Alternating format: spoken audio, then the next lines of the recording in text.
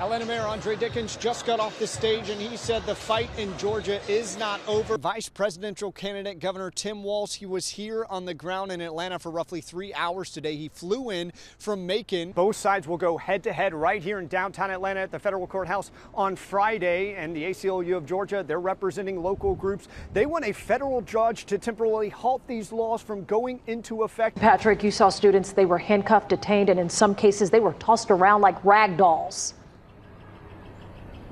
Sean, it has been an absolute pressure cooker here on the campus of Emory University, and the activity starting in the morning, now extending into the evening. And the law enforcement use of force is now being questioned. Tonight, the governor is defending law enforcement. Some say it's excessive, others saying it's necessary.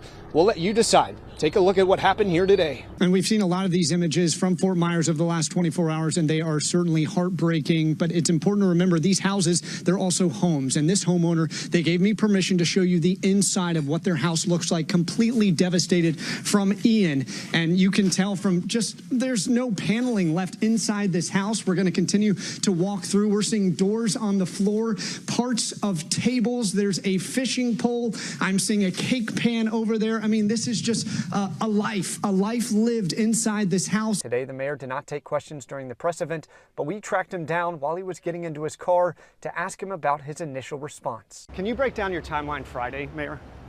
Were you in Memphis Friday night for a fundraising event? I was in, yes, I've said it. I was in Memphis on Friday afternoon, Friday. When did you get back in Atlanta? 1 p.m. on Saturday. On Saturday? Yeah. Were you there for a fundraising event? And as you heard, the mayor did not answer that question, but tonight a staff member for his re-election campaign did confirm that he was there in part for a campaign event. You're seeing these problems here persist along West Peachtree. At this point, traffic is still resuming at this hour. You heard no ETA for final fixes. We're live here in Midtown. Patrick Quinn, Atlanta News First. We're all human beings. We rise or we fall together.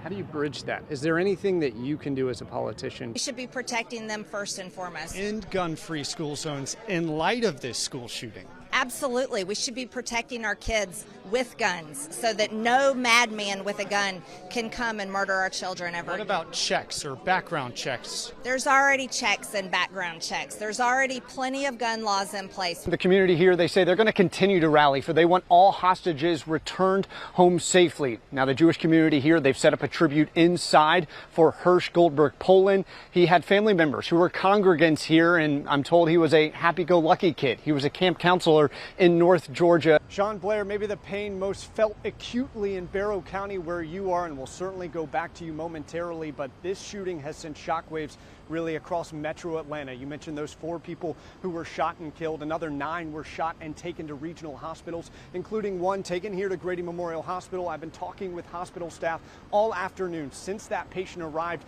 at roughly 12:53 this afternoon. They cannot comment on the condition of that patient, all stemming from a shooting 45 miles away in Winder. That's right, the FBI, they tracked those online threats here to Jefferson and Jackson County, where deputies were able to ping those threats, and they identified the person alleged to be responsible as Colt Gray, 13 years old at the time. They interviewed Gray back in May of 2023. We acquired the transcription of that interview where we learned a lot more about the culture of guns in the Gray household. Patrick, the family and agencies across the county are thanking staff there for speaking up. Rick, the truth of the matter is, without Sylvania Watkins here, seeing this baby, noticing something was wrong, and speaking out, not only will a multi-agency investigation into this death may not be happening, but also the family might not know the truth around this young boy's death. I've seen almost everything, and I won't say that no more because this was something I had never seen. In mid-July, Sylvania Watkins at Willie A. Watkins Funeral Home in Riverdale received a baby's body from a nearby hospital. It didn't look right to have come from a hospital and not the coroner. He called the family and quickly realized. They didn't know. They did not know. The parents did not know the boy's true condition. His body was detached from his head. And seeing the pain and anguish as if like what really just happened, your heart goes out to them.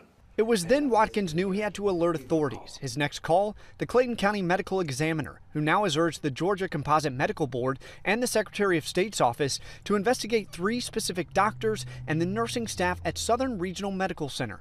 The family has since filed a lawsuit against the hospital and medical staff involved in the birth. It was just horrible, despicable, terrifying. Kimberly Seals-Allers is a maternal health advocate and executive director of Earth, an app that turns Black and brown birth experiences into data to spark change. Here in Georgia, in 2022, state data shows Black infants are more than twice as likely to die during birth than white infants. When we see systemic issues like that, this is a cultural problem, and these are the things that need to be rooted out, not just at this particular facility, but out of healthcare providers who have grown to dehumanize us and our infants. Seals-Allers says change in birthing rooms starts with speaking up.